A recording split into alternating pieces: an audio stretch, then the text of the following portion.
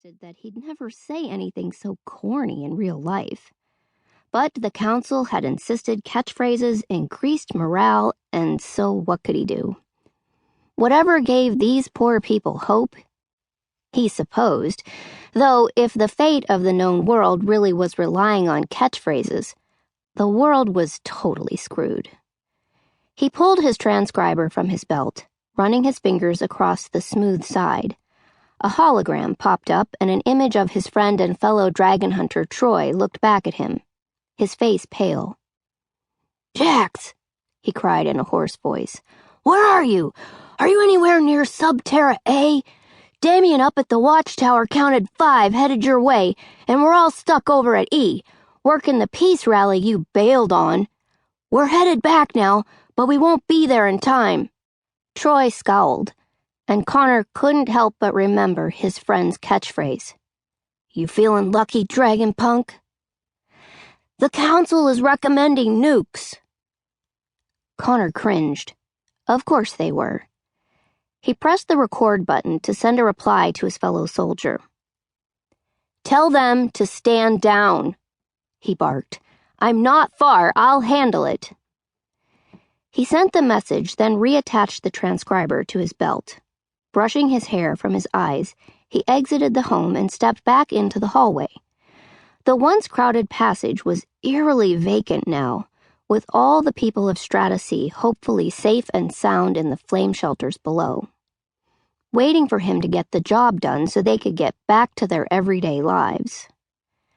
Connor ran down the hallway, his footsteps pounding to the rhythm of the flashing red lights as he made his way to the surface Vader that would take him where he needed to go.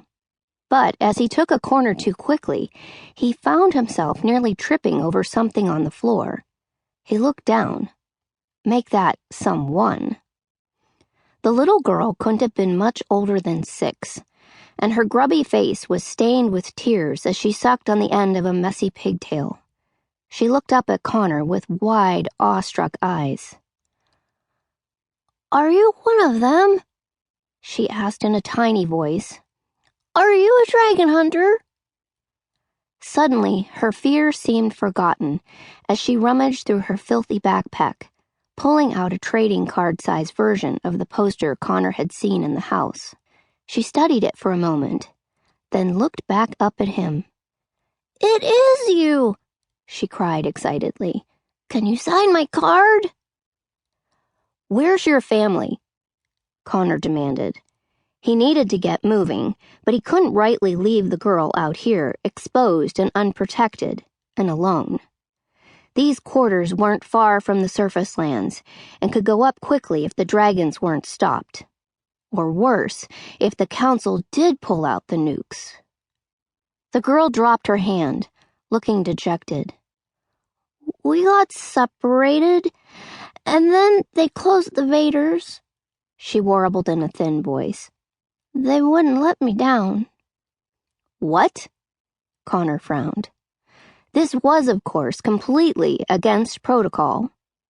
The Vader operators were supposed to do a complete head count before closing down to make sure everyone in the strata was accounted for. But that didn't mean it always happened, especially during a major panic like this one had been. "What's your name?" he asked. "Sala," the girl whispered.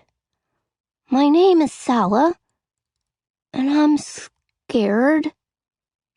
She stuck a grubby thumb into her mouth. "Okay, Sala, I'm going to get you to a shelter." Connor scooped the girl into his arms, then switched directions, once again traversing the empty hall with as much speed as he could manage. Thankfully, the girl was a light load.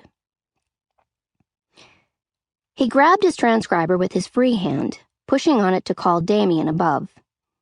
"I'll be there in a second," he told the watcher. "Hurry," Damien's voice crackled back. "It's bad up here." "It's bad down here, too."